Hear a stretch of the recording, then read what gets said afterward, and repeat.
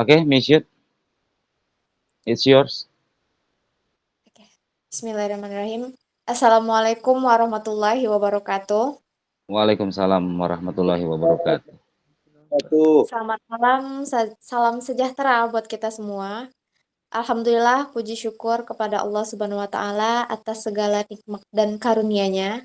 Salawat dan salam kita haturkan kepada Nabi besar kita, yakni Nabi besar Muhammad Rasulullah Sallallahu Alaihi Wasallam, berupa doa Allahumma sholli ala Muhammad wa ala ali Muhammad. Yang terhormat, pembicara kita pada seminar kali ini, Bapak John. Yang kami hormati para audiens yang telah berkesempatan mengikuti seminar kali ini. Dan seminar kali ini tentang pengimbasan budaya positif atau yang bisa kita sebut diseminasi budaya positif yang akan langsung disampaikan oleh pembicara kita pada malam hari ini, yaitu Bapak John. Tanpa panjang lebar, tanpa menghabiskan waktu, untuk itu kami persilahkan kepada Bapak John untuk mempresentasikannya. Baik, terima kasih Miss Yud ya sudah opening dengan singkat, tepat dan menarik. Izin share screen terlebih dahulu kepada audiens rekan-rekan yang berhadir. Sebelum kita lanjutkan, mohon cek dulu apakah sudah tampil di layar kita masing-masing apa yang sudah dibagikan. Sudah. Sudah tampil. Baik. Kelihatan ya. Terima kasih. Sekali lagi, Assalamualaikum warahmatullahi wabarakatuh. Waalaikumsalam warahmatullahi wabarakatuh. Selamat malam, salam sejahtera, salam dan bahagia, Bapak Ibu guru hebat dan audiens umumnya yang berhadir dimanapun kita berada, Tendik, GTK, yang sudah meluangkan waktu, menyisihkan waktu istirahatnya untuk bergabung di ruang virtual tatap maya pada kesempatan malam hari ini. Kita berbagi dalam pengimbasan budaya positif diangkat dari keresahan-keresahan yang terjadi, terutama bagi diri kami pribadi di sekolah yang kami ampu, dan mungkin juga menjadi keresahan yang sama, meskipun mungkin warnanya sedikit berbeda, kejadiannya sedikit berbeda, namun kami percaya bahwa dalam menjalankan tugas sehari-hari sebagai seorang tenaga pendidik di sekolah akan juga menghadapi hal-hal yang mungkin cenderung sama atau mungkin sedikit berbeda, namun tidak terlepas semuanya itu adalah sebuah dinamika bagaimana kita bisa menyikapi, bagaimana kita bisa membawa sebuah perubahan, mengimbaskan sebuah perubahan terhadap diri kita pribadi dan juga orang-orang yang ada di sekitar kita. Salam dan bahagia Bapak Ibu sekalian. Terima kasih sudah dapat bergabung. Kata-kata penghormatan kami tumpangkan juga kepada opening pembuka pada hari ini rekan penyelenggara Miss Lutfi Laila Adi atau yang akrab kalau kami panggil dengan Miss Yud. Satu pertanyaan di awal, apakah makna atau definisi arti dari budaya positif itu sendiri? Ini menjadi sebuah tanda tanya besar. Kemudian apa sih contoh-contoh implementasi, contoh-contoh penerapan budaya positif yang kita telah terapkan selama ini di sekolah sampai dengan hari ini? Jika disimpulkan, budaya positif di sekolah itu adalah sebuah nilai-nilai dan habits atau kebiasaan-kebiasaan di sekolah yang berpihak kepada peserta didik. Ini perlu kita garis bawahi, perlu kita highlight, berpihak kepada peserta didik agar mereka dapat berkembang menjadi pribadi yang kritis, penuh hormat, dan bertanggung jawab. Jadi itu highlights-nya. Nah, kalau kita hubungkan dengan sebuah paradigma, sebuah kerangka yang mengkoneksikan antar budaya-budaya positif dalam kegiatan guru penggerak misalnya. Budaya positif itu sangat dipengaruhi dan sangat didukung, sangat disupport oleh beberapa hal. Ada 4 yang dibuatkan dalam pemetaan konsep budaya positif ini, teman-teman, Bapak Ibu sekalian. Yang pertama, kita menghubungkan sebagai landasan filosofi adalah landasan filosofi pendidikan nasional seturut dengan pemikiran Ki Hajar Dewantara, Bapak Pendidikan kita. Kenapa itu kenapa itu menjadi hal pertama? Menjadi filosofi adalah yang pertama. Sama seperti kita membangun rumah, rekan-rekan Bapak Ibu. Membangun rumah itu hal yang pertama dilakukan setelah perencanaan dan gambar, itu tentunya fundamentalnya atau alas pertamanya adalah tatakan pertama bangunan ini. Ini yang menjadi filosofi. Kemudian baru kita susun kerangka. Dalam merubah paradigma ini, kita harus paham dan harus mengerti duduk persoalan nilai dan peran guru. Kalau dalam pendidikan guru penggerak tentu ditambah emblem di belakangnya adalah nilai dan peran guru penggerak. Siapa sebenarnya guru penggerak?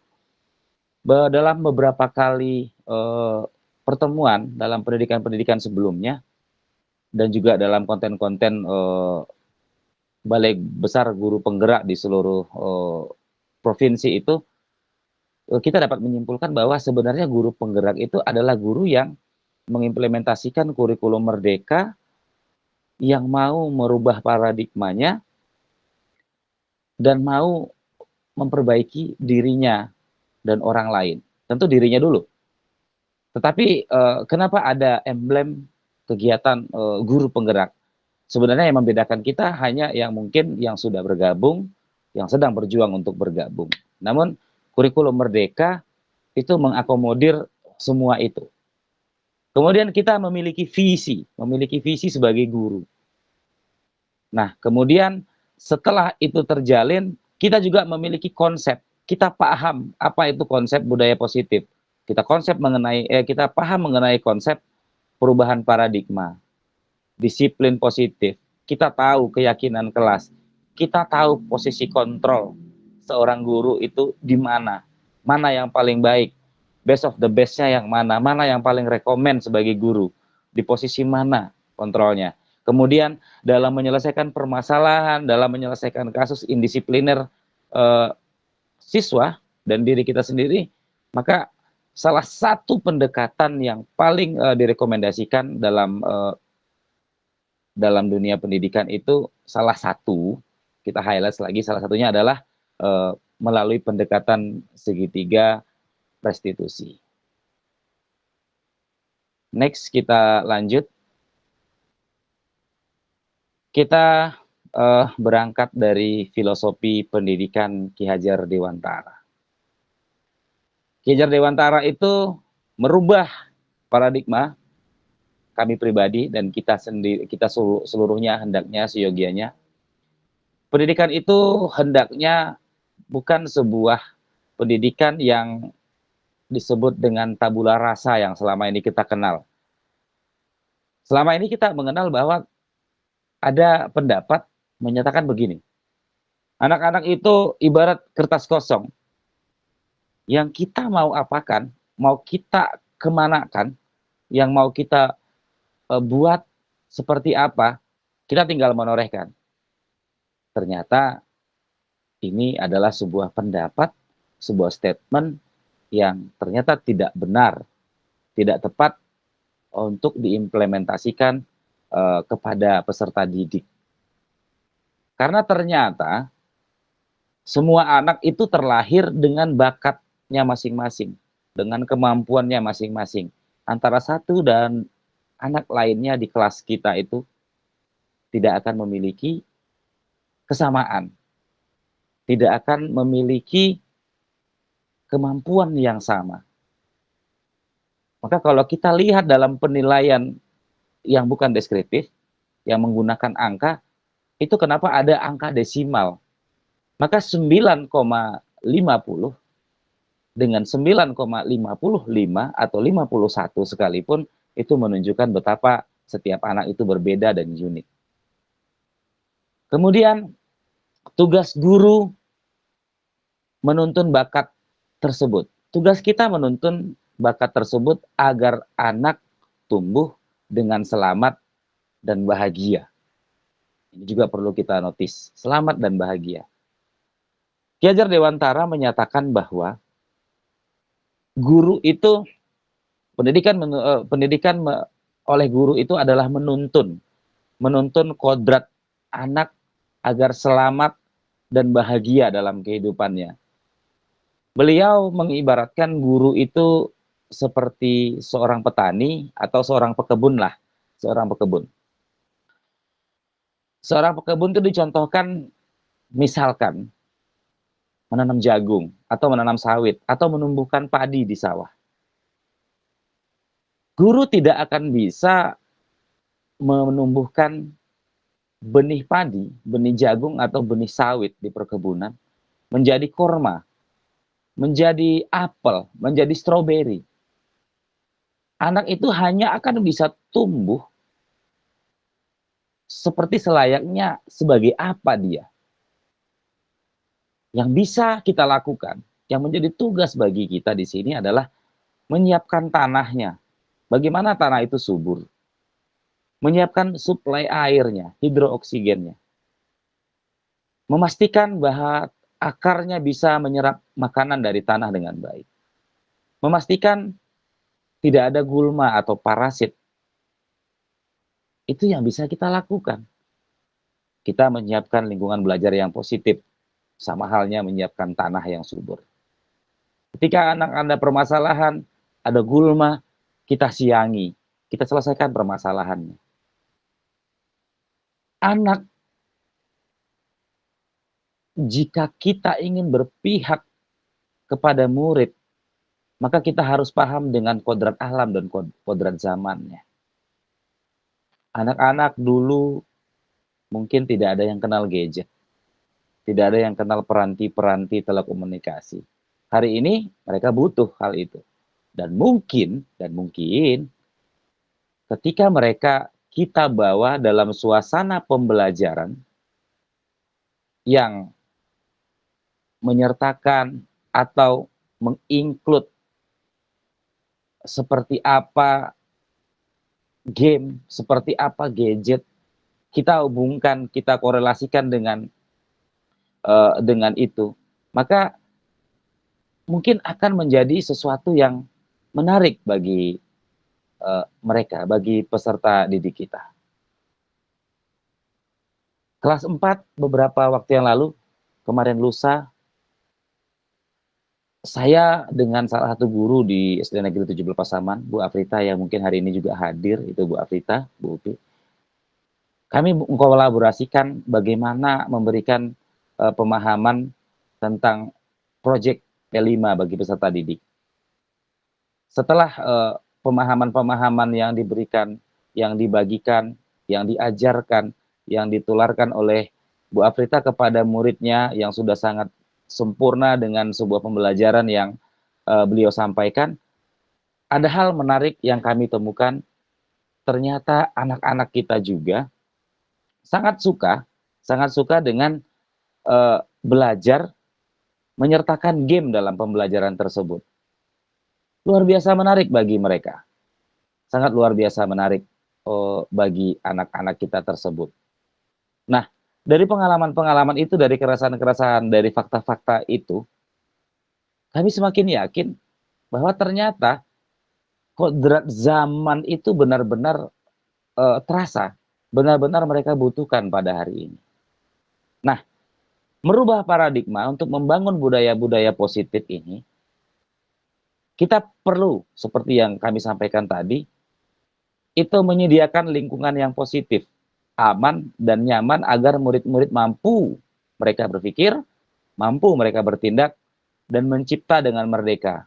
Mereka mandiri dan bertanggung jawab. Maka lazimnya disiplin ini kita kaitkan dengan kontrol.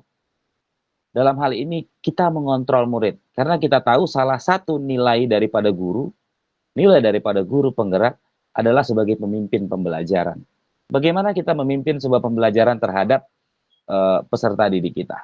Bagaimana kita menciptakan lingkungan kelas yang menyenangkan bagi mereka, yang aman, sehingga mereka mampu berpikir, bertindak, dan mencipta dengan merdeka.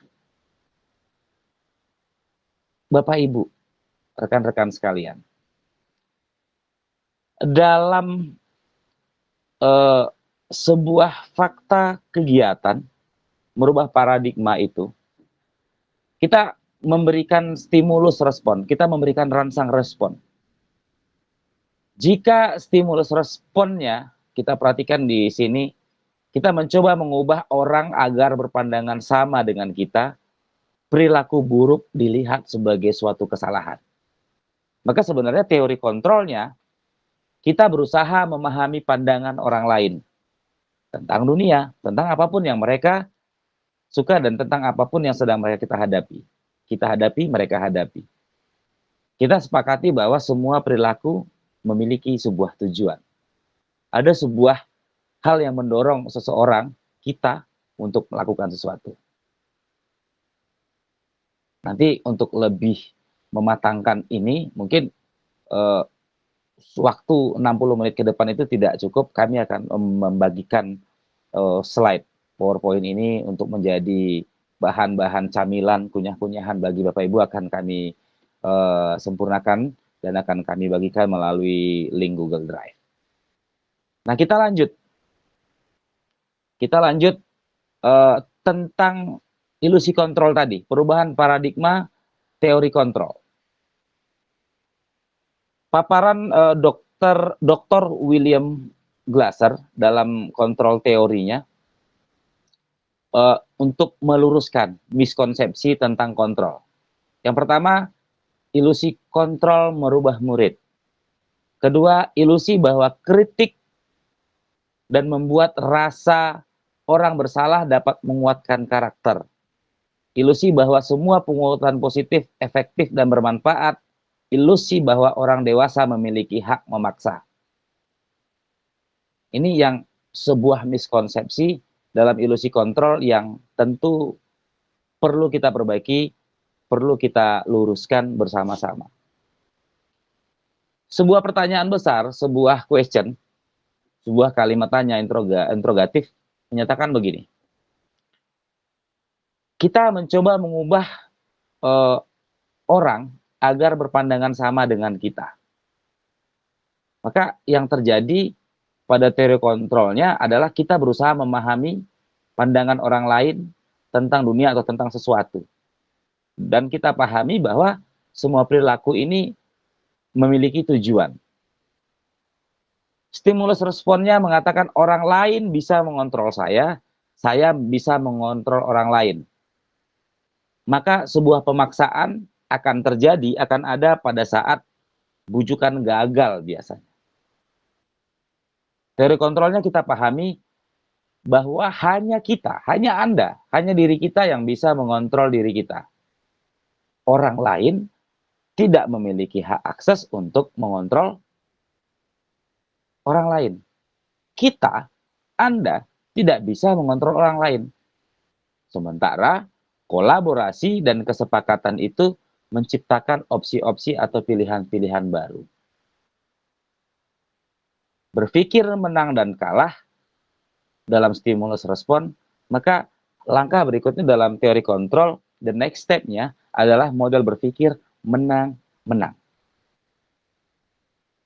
Rekan-rekan, Bapak Ibu, kita pahami bahwa disiplin adalah sikap perasaan taat dan patuh terhadap nilai-nilai yang dipercaya merupakan tanggung jawabnya. Disiplin dapat meliputi ketaatan terhadap peraturan atau norma positif yang berlaku di lingkungan sekitar. Ini yang menjadi makna disiplin. Yang perlu di-highlight adalah nilai-nilai yang dipercaya merupakan tanggung jawabnya. Tanggung jawab kita, tanggung jawab saya. Maka ini yang dinyatakan sebagai disiplin, yang lebih mengarah kepada, yang lebih relate terhadap apa yang disebut budaya positif. di slide berikut ini, korelasi atau keterkaitan kata disiplin itu sering sekali dikaitkan dengan tata tertib, teratur, kepatuhan pada peraturan, dan kata ini juga sering dihubungkan dengan hukuman. Mendisiplinkan adalah menghukum. Ini ada tipe penulisan kami, karena kami merubah tulisan. Kemudian, padahal nyatanya, faktanya, sungguh berbeda. Karena dengan disiplin itu tidak harus memberikan hukuman, tidak harus memberikan rasa bersalah, tidak harus memberikan rasa lelah atau rasa sakit, intervensi terhadap fisik.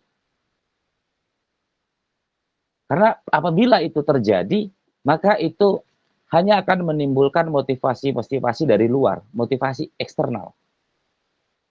Teori perilaku manusia, motivasi atau atas dasar apa manusia berbuat, itu ada beberapa hal yang kita kelompokkan di sini, yang saya pahami begini.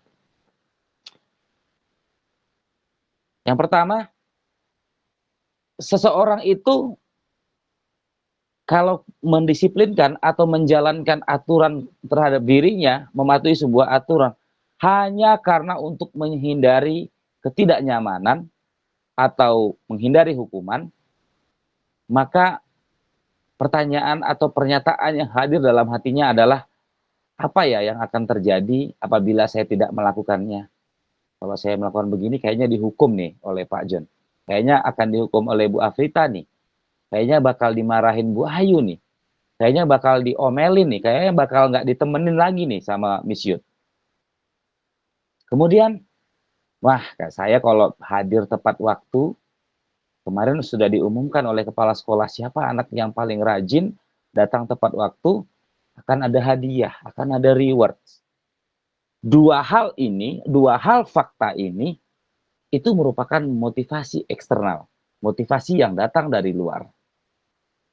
Sementara, satu contoh dari highlights di atas, ketika seseorang memahami dirinya bahwa dia tahu itu salah, dia yakin bahwa itu tidak sesuai dengan keyakinan kelasnya, keyakinan dirinya, tanggung jawabnya, tidak sesuai dengan cara berpikirnya, dia akan merasa bersalah betul, merasa akan terpukul benar. Jika melakukan sesuatu yang salah, dia akan bertanya kepada dirinya, menjadi orang yang seperti apa ya saya jika melakukan hal itu. Maka ini menjadi sebuah motivasi internal yang tujuannya adalah disiplin positif. Jadi jika disimpulkan, Bapak Ibu, rekan-rekan sekalian, dari 3 motivasi yang hadir ini, jika kita bagikan, kita kerucutkan lagi, kita kerdilkan lagi, maka 2 motivasi eksternal di atas ini tidak baik, tidak sejalan, tidak linear, tidak mendukung dengan pernyataan disiplin positif. Sama sekali tidak. Budaya positif dari sebuah peraturan kelas, peraturan itu tetap ada. Peraturan itu tetap tertulis, tetap disepakati. Namun, untuk menjalankannya, agar peserta didik, agar murid kita tumbuh dari kesadarannya, maka itu kita perbaiki menjadi sebuah keyakinan kelas. Sehingga tercipta lingkungan positif. Tercipta lingkungan positif, maka menjadi sebuah budaya positif. Ini yang perlu sama-sama kita sepakati dan kita pelajari bersama, berangkat dari keresahan kita. Satu contoh endemik, satu contoh yang menjadi ciri khas di Sekolah Dasar Negeri 17 Pasaman, tempat kami mengampu mengabdi. Menjadi tantangan besar ketika bel berbunyi pagi hari untuk menyadarkan peserta didik ini berlari, bergegas untuk berbaris. Dan setelah berbaris, susah bagi peserta didik ini untuk bisa diam, untuk bisa mengikuti dengan hikmat upacara bendera misalnya, kegiatan siraman rohani atau kultum hari Jumat. Susah sekali. Apakah di sekolah Bapak Ibu yang lain juga terjadi? Simpan pertanyaan tersebut dalam hati. Kami, dari juga beberapa guru yang hadir di sini, yang berkesempatan hadir di SD Negeri 17 Pasaman, barangkali keresahan ini adalah keresahan yang endemik, yang sama, yang khas barangkali dari SD Negeri 17 Pasaman.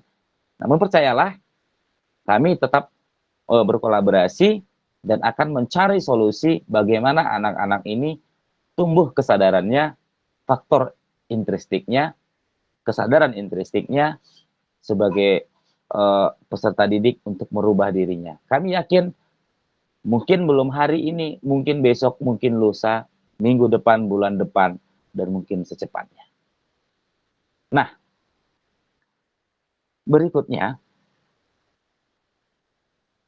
ada pertanyaan, mengapa tidak peraturan saja? Mengapa harus keyakinan kelas?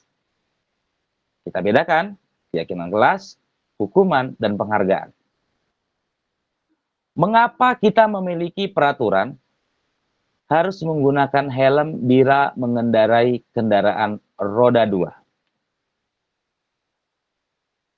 Mungkin ada yang bisa menjawab biar nggak ngantuk.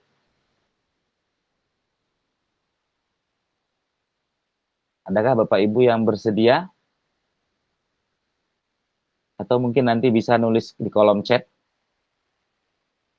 Mengapa kita memiliki peraturan harus menggunakan helm saat mengendarai kendaraan roda 2? Jika mungkin masih malu-malu untuk merefleksikan, menjawab, kami tunggu jawabannya di kolom komentar, di kolom chat, yang bisa kita manfaatkan dalam Google Meet ini. Nah, Bapak Ibu, dari pertanyaan kami tadi, mengapa harus ada peraturan? Mengapa harus keyakinan kelas? Mengapa tidak peraturan saja? Karena alasannya, keyakinan kelas ini adalah nilai-nilai kebajikan atau prinsip-prinsip universal yang disepakati bersama secara universal, secara menyeluruh. Tidak atas suku tertentu, tidak atas latar belakang tertentu, tidak mata pelajaran tertentu. Tidak mengkotak-kotakan, tidak mengklasifikasikan. Gosen pada tahun 1998 mengatakan bahwa suatu keyakinan kelas, suatu keyakinan akan lebih memotivasi seseorang dari dalam. Ini yang disebut dengan faktor intristik.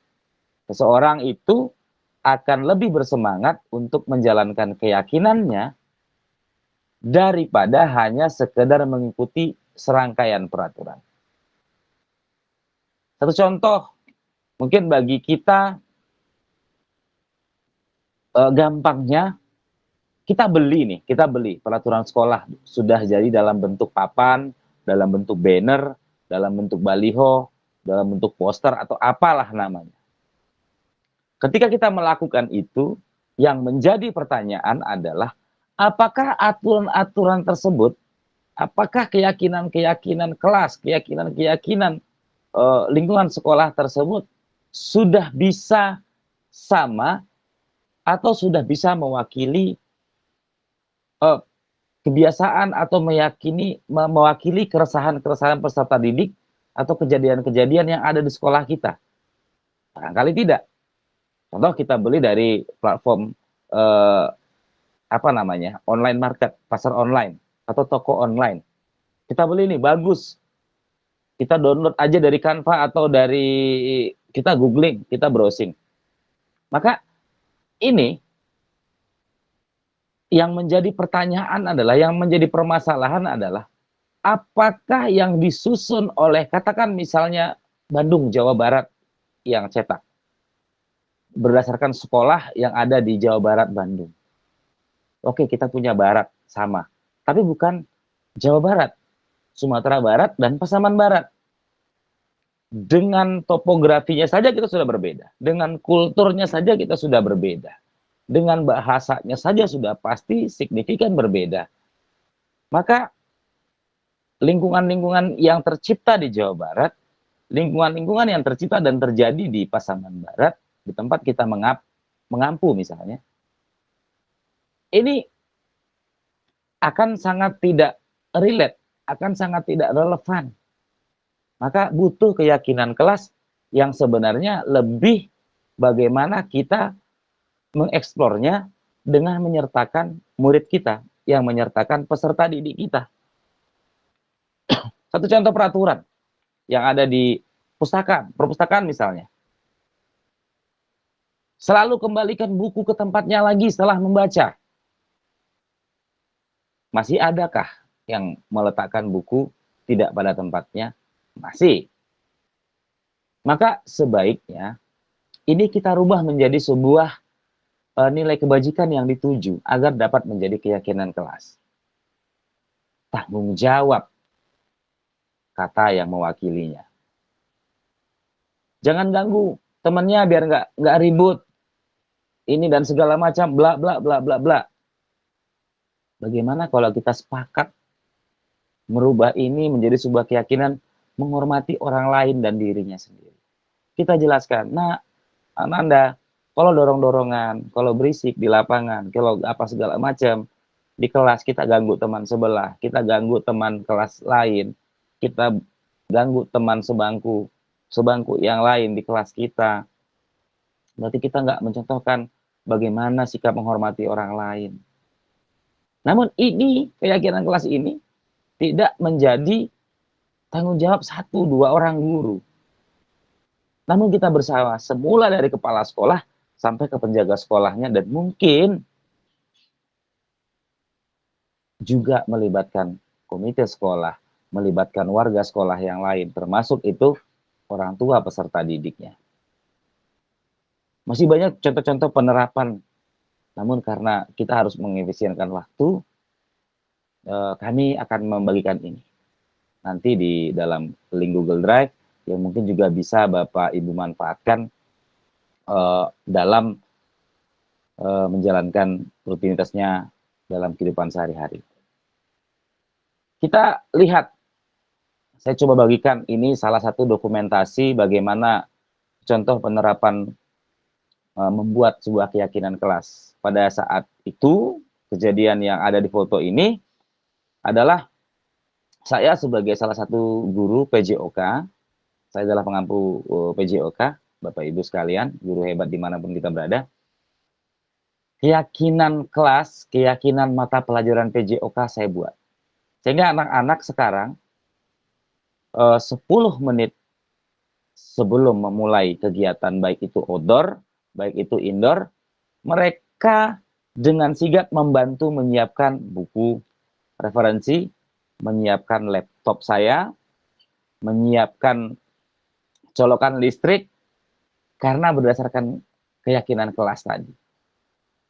Dan mereka yang bertanya aktif kepada saya melalui pesan pribadi di platform WhatsApp misalnya, atau Google Classroom yang saya sediakan. Pak, link yang mana yang untuk pembelajaran besok Pak? Videonya yang mana? Saya comot videonya. Kita kan berkreasi ya. Kalau kita belum bisa mungkin membuat sendiri video pembelajaran, kita bisa manfaatkan AI. Kita bisa manfaatkan kecerdasan buatan, artificial intelligence. Kita sematkan videonya di Google Classroom. Kita sematkan PDF dari asesmen-asesmen pembelajaran di platform Merdeka Mengajar. Banyak sekali konten-konten positif di sana yang bisa kita bagikan, bisa kita adaptasi. Karena yang tahu kebutuhan belajar peserta didik di kelas kita itu ya kita sendiri. Bukan kepala sekolah, bukan guru dari sekolah lain, bukan guru sejawat kita di sekolah. Tapi misalnya Bu Ruri Rahayu sebagai pengampu mata pelajaran pendidikan agama Islam, di kelasnya, meskipun ada ibu yang lain yang juga mengampu mata pelajaran yang sama, tetapi pada saat di kelas, apa keresahan-keresahannya dan kebutuhan belajarnya yang harus didukung dengan keyakinan kelas dan lingkungan positif ini, itu Bu Ruri Rahayunya, bukan saya dan bukan juga yang lain. Maka keyakinan kelas itu boleh saja lebih daripada satu pembuatan poster. Saya meyakini hal itu. Kita meyakini hal itu. Kenapa? PJOK kebutuhannya berbeda dong. Asesmennya berbeda dong. Kendati asesmennya sama. Ada 3 asesmen. Ada asesmen diagnostik di awal, ada asesmen formatif, dan juga ada asesmen sumatif di akhir. Tapi kontennya pasti berbeda. Produknya pasti berbeda. Pendekatannya juga pasti berbeda. Prosesnya pasti berbeda. Nah, dalam budaya-budaya positif ini satu hal juga yang akan mendukung apa yang dicita-citakan, dinawacitakan oleh kurikulum merdeka, kurikulum nasional sekarang.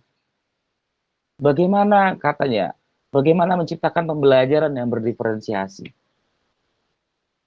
Mungkin nanti di kesempatan lain kita akan berbicara banyak, akan berbagi lebih banyak bagaimana itu belajar diferensiasi.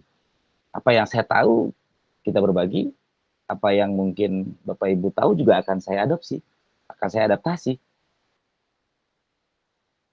Pertanyaannya, sebelum kita lanjut ke beberapa slide terakhir ini, saya mengundang untuk 1 sampai 3 orang yang bisa menjawab, atau kita memanfaatkan emoticon yang ada di apa namanya ya, aplikasi Google Meet kita. Kalau Bapak Ibu setuju, Bapak Ibu boleh angkat jempol seperti ini. Kalau tidak, kita balik dengan jempol seperti ini. Apakah pernyataan di bawah ini yang saya sampaikan adalah hukuman atau konsekuensi? Anak yang terlambat datang ketika bel sudah berbunyi 5 menit, kita minta menghormat bendera selama 5 menit.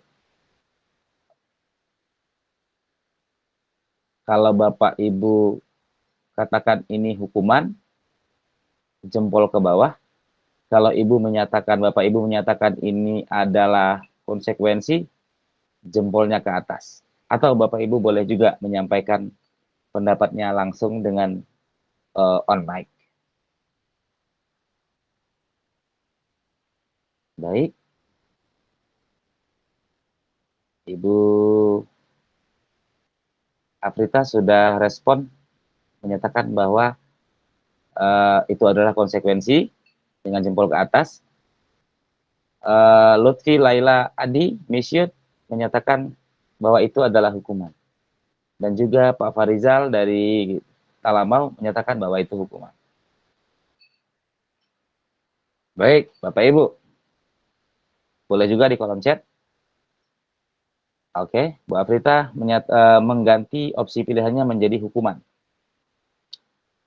Benar sekali Bapak Ibu, aplaus untuk Bapak Ibu yang sudah menjawab, yang masih malu-malu menjawab, kami yakin juga sama. Sepakat bahwa itu adalah hukuman. Karena kita memberikan rasa bersalah, kita memberikan rasa tidak nyaman kepada peserta didik.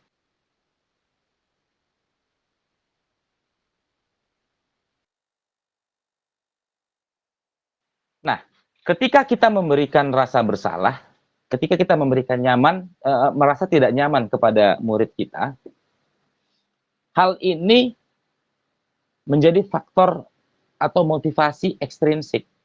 Maka memang benar, kenapa tidak terselesaikan sampai hari ini masalah disiplin dan budaya positif dari anak? Karena saya dan mungkin yang lain, bukan di Jimit ini, kita masih banyak salah. Tapi itu wajar, karena juga kita baru belajar. Saya juga baru belajar. Kenapa itu saya berbagi? Itu kenapa saya juga merasa bertanggung jawab untuk kita berbagi pada kesempatan kali ini. Maka yang tepat sebagai konsekuensi untuk hal ini, untuk kasus keterlambatan si anak tadi, maka kita lebih baik untuk menambah waktu jam istirahatnya, atau mengurangi jam istirahatnya maksud kami, menambah jam pelajarannya. Ketika bel istirahat berbunyi, katakan begitu, maka kita minta kepada anak, "Nak, kamu tinggal 5 menit ya."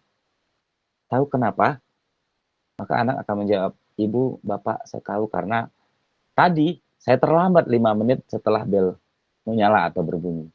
Baik, kamu tinggal 5 menit, kamu kerjakan hal ini. Mungkin membaca, menambah pengetahuannya, mungkin memberikan asesmen, penilaian, sekaligus mungkin kebetulan anak ini tadi juga mungkin ada beberapa hari yang lalu tidak hadir dalam penilaian harian, kita berikan mereka 1 atau 2 soal.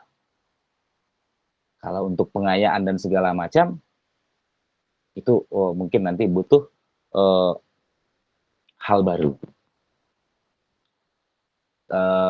Kemudian, Bapak Ibu, dari satu contoh tadi mungkin kita bisa kembangkan, nanti kita bisa coret-coret sendiri, bagaimana kita untuk kedepannya bisa memberikan konsekuensi.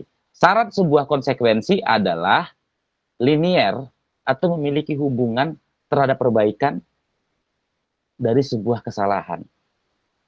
Kalau kesalahannya adalah dalam belajar, maka konsekuensinya kita tambah pelajarannya. Bukan memberikan rasa tidak nyaman terhadap fisik, juga tidak memberikan rasa bersalah. Karena akan mendiskreditkan peserta didik kita tadi, murid kita tadi. Akan memberikan trauma kepada anak kita tadi. Maka kedepannya dia akan menutup diri dengan segala sesuatu. Tidak akan aktif belajar dong. Tidak akan kreatif dong. Tidak akan punya nalar yang kritis dong si anak ini tadi. Karena akan dihantui rasa bersalah terus-menerus.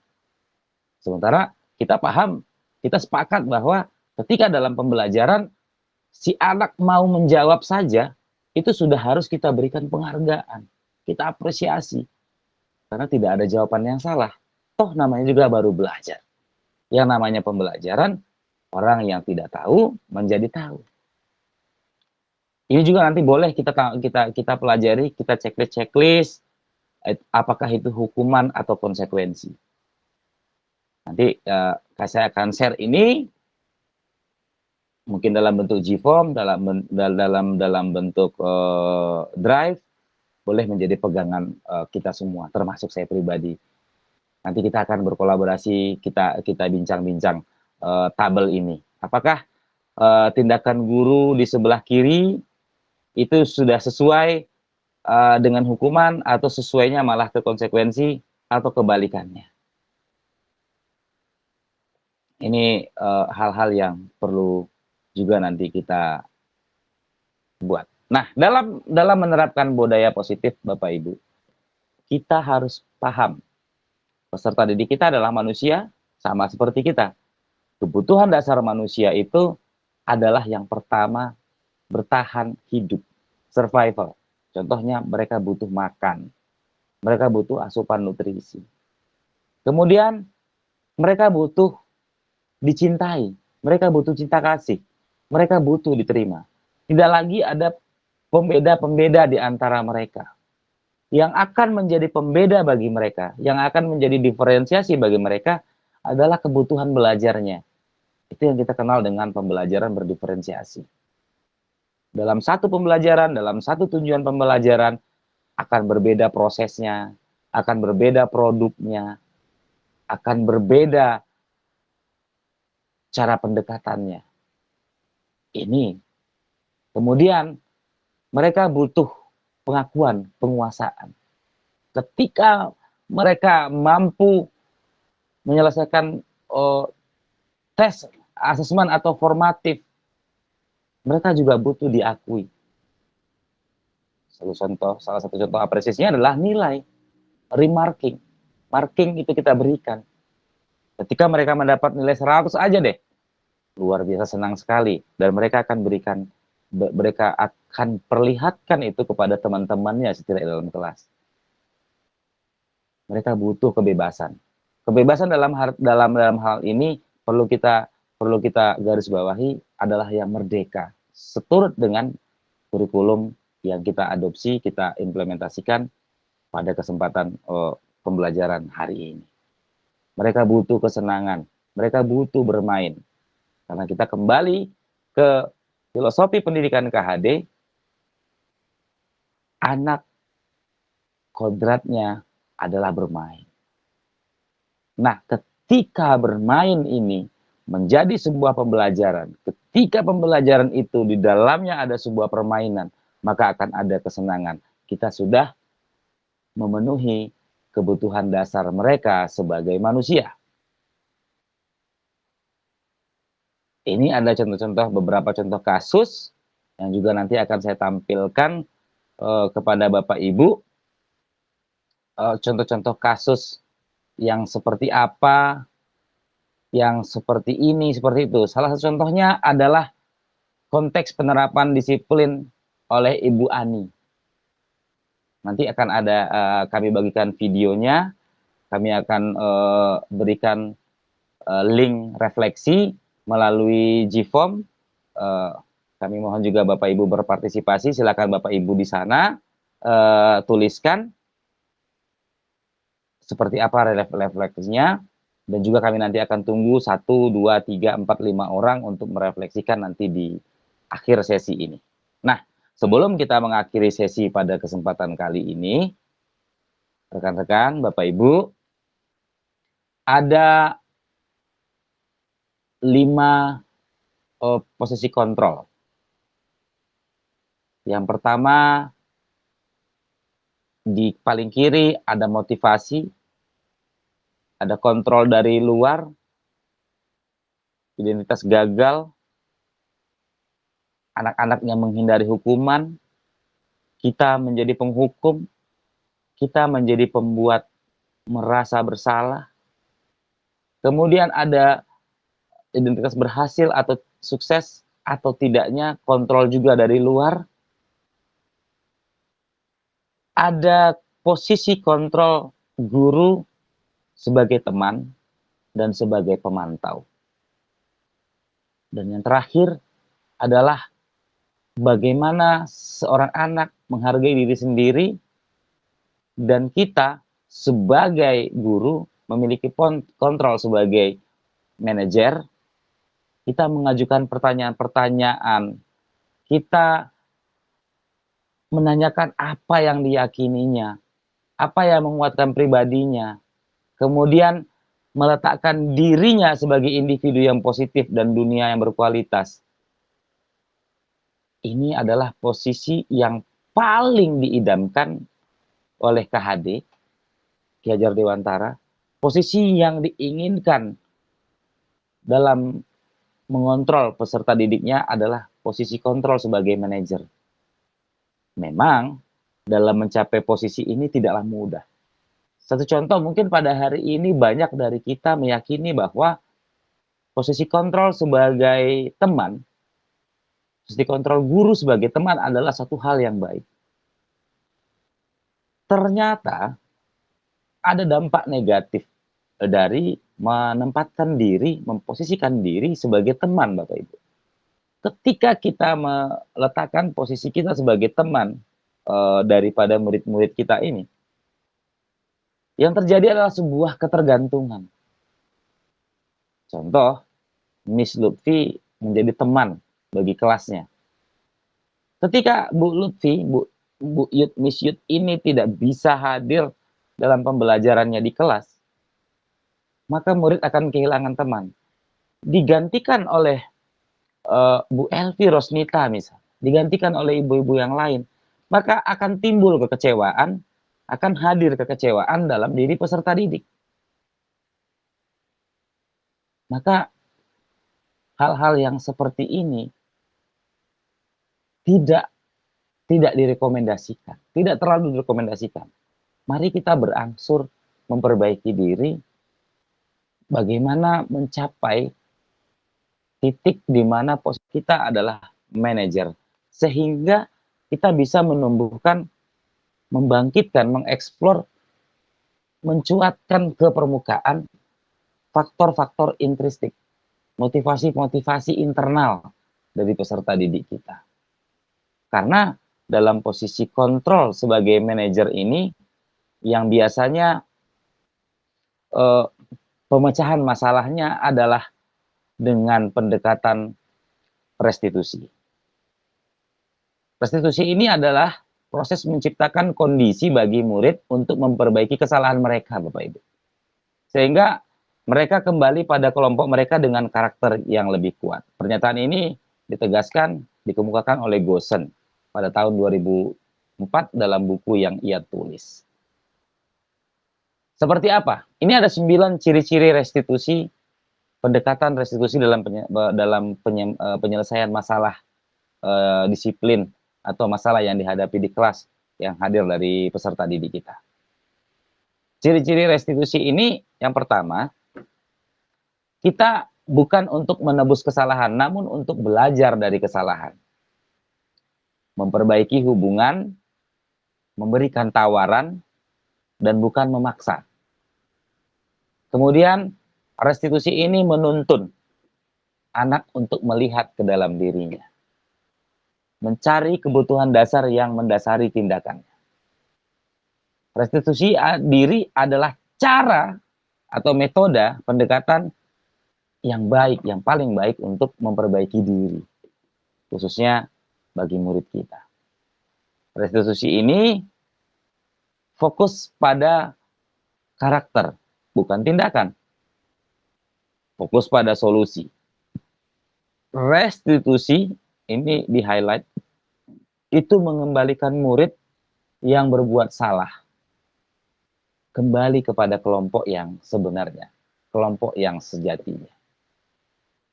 Kita lihat kalau digambarkan segitiga restitusi ini, Bapak Ibu, ketika anak melakukan sebuah kesalahan. Yang pertama yang kita kerjakan, yang paling dasar dari bawah itu adalah menstabilkan identitas. Jadi ketika anak-anak melakukan sebuah kesalahan, kemudian kita panggil, kita temui, kita bertemu. Kita yakinkan anak didik kita yakinkan peserta didik kita ini, Bapak Ibu, bahwa dengan kalimat seperti ini contohnya. Nah, setiap orang itu biasa untuk berbuat salah. Bapak atau ibu juga adalah manusia biasa. Sebagai manusia biasa, kita itu wajar loh ya berbuat salah. Dengan pernyataan itu, si anak tidak lagi akan takut untuk menyampaikan apa yang terjadi, apa yang memotivasi dirinya melakukan hal tersebut. Setiap orang pasti melakukan kesalahan, nak. Kamu tenang dulu. Kenapa itu terjadi? Apa yang membuat itu terjadi? Kita validasi tindakan yang salah tersebut. Alasan apa? Kamu pasti punya alasan nih begini. Karena ada sebab, akibat, karena ada karena barang. Karena kita paham di awal tadi dinyatakan bahwa kita harus memahami bahwa setiap perbuatan, setiap perlakuan pasti ada motivasi di belakangnya. Kenapa seseorang berbuat hal tersebut? Ada motivasinya. Tidak mungkin orang berbuat sesuatu tanpa ada motifnya, tanpa ada motivasinya. Kemudian kita tanyakan, kita validasi tindakan tadi salah. Itu kan caranya kurang benar. Itu kan caranya salah. Ada nggak, nak, cara yang lebih baik untuk menyelesaikan hal tersebut yang kamu butuhkan? Lalu kita tanyakan tentang keyakinan yang sudah kita buat di beberapa waktu di awal misalnya. Anak bapak, anak ibu, pengen jadi orang seperti apa? Oke, mereka menjawab, saya ingin jadi anak baik, Bu. Saya ingin jadi anak yang pintar. Nah, kita tanyakan, nilai-nilai kebajikan apa yang telah kita sepakati? Contoh, dia menjawab, menghormati orang lain, menyayangi teman, menjaga keselamatan. Kalau misalnya dia ribut karena tendang-tendangan di kelas, maka kita yakinkan kepada anak kita tersebut. Nah, dari keyakinan tersebut, keyakinan mana yang sudah kita langgar, nak? Tidak menyayangi teman, tidak menghormati orang lain, bahkan tidak menghormati orang yang lebih tua, ada guru yang sedang menerangkan, ada guru yang sedang menyampaikan amanat dalam upacara, kamu ribut. Itu kan kita sudah tidak menghormati orang yang lebih tua ya Ananda. Ini menjadi sebuah pertanyaan keyakinan dari sebuah validasi tindakan yang salah. Jadi tidak semerta-merta kamu salah, kamu begini, ambil sampah.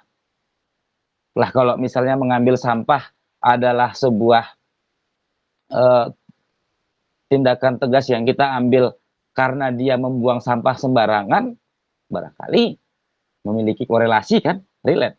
Tapi kalau karena dia tidak menggunakan seragam lengkap, kemudian kita minta dia membuang sampah, apakah ini memiliki korelasi? Tentu tidak ya, tentu tidak. Nah, Bapak Ibu, sampai apa yang kami bagi tadi, sampai saatnya kami meminta Bapak Ibu untuk bisa bergabung, untuk bisa bertanya barangkali untuk di awal ini. Kami buka 1-2 pertanyaan. Nanti juga boleh kalau pertanyaannya belum terjawab dengan baik, boleh silakan di grup WhatsApp itu sudah ada di grup komunitas itu. Silakan juga tanyakan. Jika kami bisa jawab langsung, kami akan jawab langsung. Jika mungkin membutuhkan beberapa waktu ataupun beberapa referensi, mungkin akan butuh tenggat waktu. Mungkin ada pertanyaan dari rekan-rekan, dari Bapak Ibu. Mungkin Bu Afrita, mungkin ada yang mau ditanyakan. Silahkan open mic. Jika mungkin jaringannya baik, boleh on cam. Misyut, jangan lupa untuk dokumentasi screenshot-nya.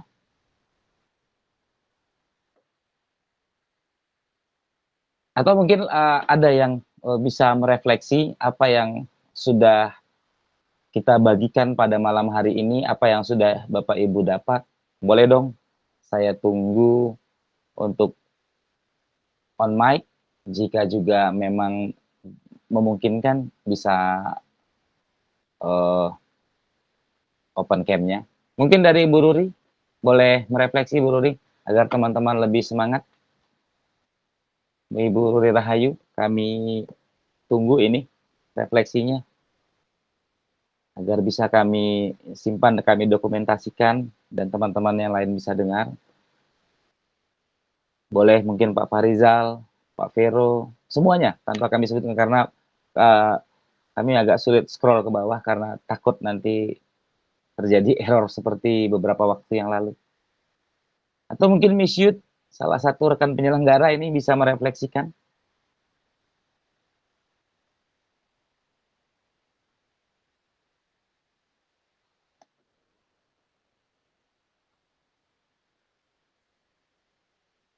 Kami tunggu.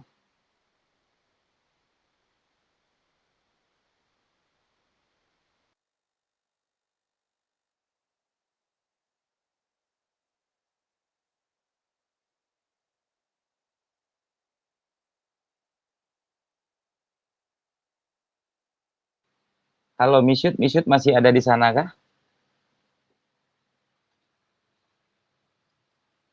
Masih. Masih. Mungkin Miss Yud boleh, walaupun mungkin agak sulit on cam, jaringan barangkali boleh merefleksikan sedikit apa yang sudah kita dapat pada malam hari ini untuk mengulas kembali. Iya. Sedikit ini refleksi dari saya pribadi setelah kurang lebih hampir 1 jam ya, Mr. John sudah menyampaikan presentasi yang luar biasa mengenai budaya positif di sekolah ya. Saya menyadari ini sekarang bahwa ternyata di sekolah itu tidak ada yang namanya hukuman. Yang ada adalah konsekuensi. Dan Untuk, saya pribadi, itu menjadi pelajaran yang sangat berharga, karena ternyata saya sendiri masih dikatakan sebagai orang yang memberikan hukuman kepada anak. Nah, itu sebelumnya. Sebelum saya mendengarkan presentasi dari Mr. John. Dan setelah Mr. John mempresentasikannya, di sinilah saya paham kalau ternyata konsekuensi itu harus, eee, sesuai dengan apa yang sudah dilakukan oleh anak. Salah dari anak itu ya, Kak John, ya? Iya, Iya, iya dan benar, benar. ini yang membuat saya ada sih sedikit keganjalan atau apa ya, sedikit, ada rasa ingin bertanya sebenarnya nih, Om. Boleh, Eee, boleh, boleh, silakan. nah ini, tadi, sudah disampaikan kalau kita itu, tidak dianjurkan untuk, perannya sebagai, berteman berteman kepada anak gitu ya, Om, ya? Iya, Tapi benar, heeh. membuat anak bahagia itu dalam keluarga itu kan penting ya. Penting. Nah, terkadang, kita itu tuh memang sudah dianggap teman sama anak dan secara tidak langsung kita tuh sudah menjadi teman bagi anak itu. Sedangkan di presentasi Mister John tadi dikatakan kita itu harus menjadi seorang manajer bagi anak. Mhm. Satu pertanyaan yang muncul dalam pikiran saya, tindakan seperti apa yang mencontohkan kita itu adalah manajer untuk anak-anak tersebut? Nah, itu pertanyaannya. Baik, luar biasa pertanyaan yang keren di penghujung sesi ini biar nggak ngantuk ini nampaknya. Baik, thanks a lot, terima kasih banyak, Miss Yud. Jadi, kalau ada ganjalan pertanyaan sama, awal, dapat pemahaman ini, terus terang juga kaget nih Yud, kaget loh. Karena mungkin setiap kita di sekolah, menjadi teman itu adalah, opsi yang paling rekomen gitu ya. Kita kita memposisikan diri kita sebagai teman. Tapi ternyata kenapa setelah menggali lebih dalam, bertanya kepada ahlinya, entrepreneurnya, profesionalnya, begini loh, ketika, Miss Yud atau kita yang lain punya temen nih, kita berteman ya, kita punya apa sih istilahnya bestie ya, kemudian kita janjian nih, ini kan kesepakatan ya, keyakinan. Kita janjian bahwa hari ini kita jimit bareng. Kemudian Miss Yud udah punya effort nih, bagikan link, masukin teman-teman, kasih tahu teman-teman. Secara manusiawi ternyata ketika kita belum mengkonfirmasi sejauh apa dan segala macam, ternyata teman-teman nggak bisa gabung nih. Miss Yud punya rasa kecewa nggak? Sedikit pasti ada merasa kecewa. Manusiawi. Nah, peserta didik kita juga, murid kita juga adalah manusia biasa, sama seperti kita, Miss Yud. Ketika Miss Yud dalam satu hari tanpa eh, di planning, misalnya ada apa, Miss Yud nggak bisa hadir nih di kelas. Miss Yud yakin tidak murid Miss kecewa?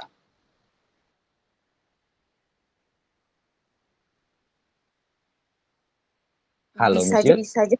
Bisa Bisa jadi. Jadi ketika berteman, maka rasa kecewa itu pasti ada.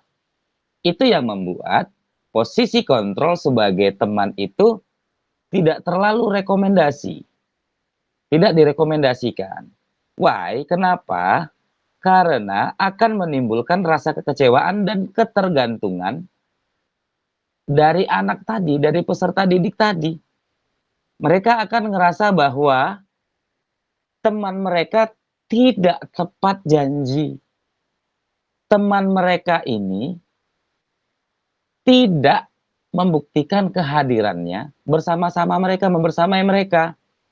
Dan ketika guru piket menggantikan, biasanya, apalagi di sekolah dasar, mereka tidak akan fokus, mereka tidak akan memberikan sikap menghargai guru ini tadi dengan memberikan apa namanya, fokus yang 100%, tidak 100%.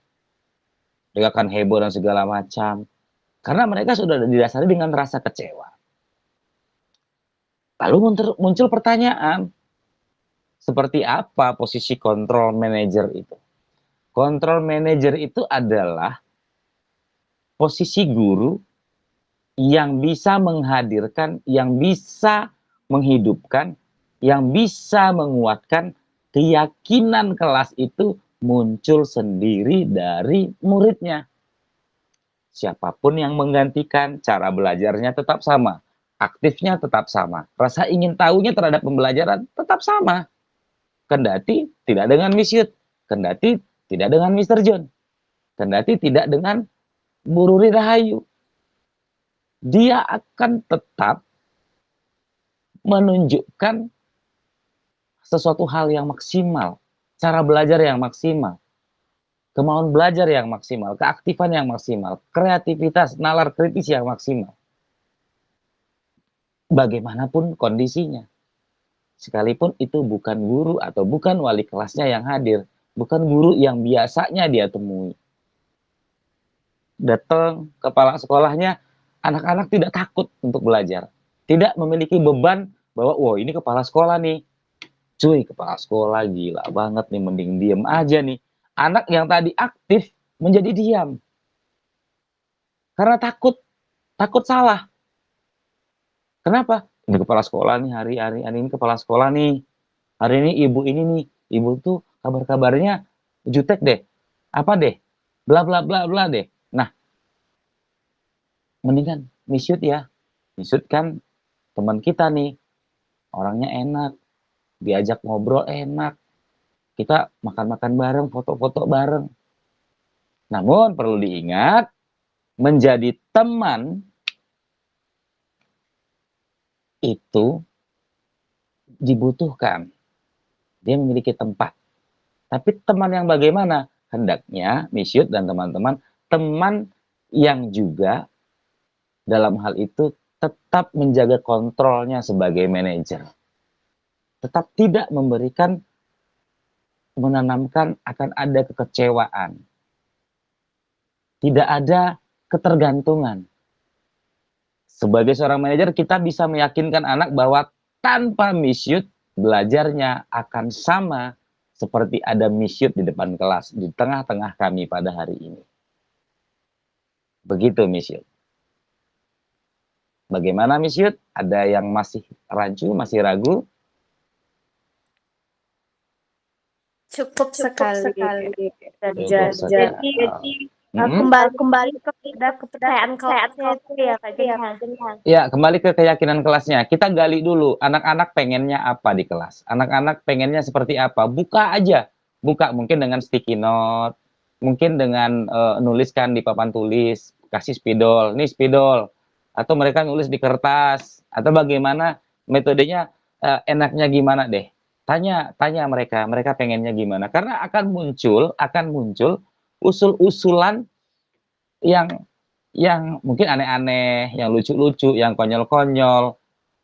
Tetap kondisikan dalam posisi Miss Yud itu tenang, menerimanya, memastikan bahwa mereka memiliki kebebasan itu untuk menulis.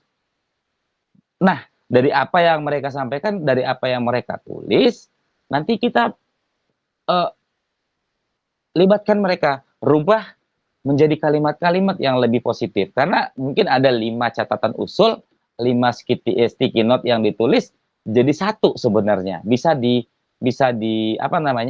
disimpulkan menjadi satu hal. Contohnya ada anak yang mengatakan, tidak meletakkan bungkus jajannya di halaman depan kantor, di halaman kelas, di bawah lantai sekolah, di atas lantai kelas, di dalam laci.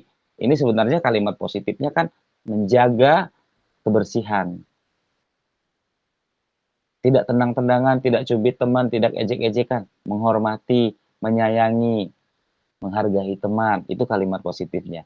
Jadi jangan dari kita dong, jangan dari kita aturan-aturannya, kesepakatannya jangan dari kita. Dari mereka dulu, rubah menjadi kalimat positif, kemudian sepakati kepada mereka juga, libatkan mereka, mereka setuju, kemudian baru kita buatkan entah itu jadi poster atau jadi apa, baru deh ditempel. Karena apa? Berdasarkan kesepakatan itu, karena bukan kita, mereka tidak merasa diperintah dan diikat. Ini yang merdeka. Tapi kalau kita tulis, kita beli nih, ini aturan kelas. Mereka menjalankannya dengan penuh beban. Karena bukan dari mereka.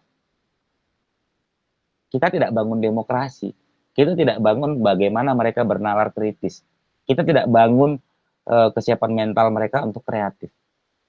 Kita tidak menghargai mereka dan mencintai mereka dan menghargai kehadiran mereka. Kita tidak menghargai mereka, bahwa mereka juga butuh survive. Mereka butuh penguasaan dan butuh diakui. Jadi kita harus berangkat dari masing-masing peserta didik kita di kelas, tuliskan mereka mau apa. Sudah terlambat? Belum. Sudah dibuat? Mungkin perlu perbaikan, boleh dibuat lagi besok, lusa, atau kapan, sambil berjalannya waktu. Sehingga pembelajaran bisa menjadi lebih produktif, lebih efisien, dan lebih baik, dan lingkungannya menjadi lebih positif. Begitu. Mungkin ada dari Bapak Ibu yang lain?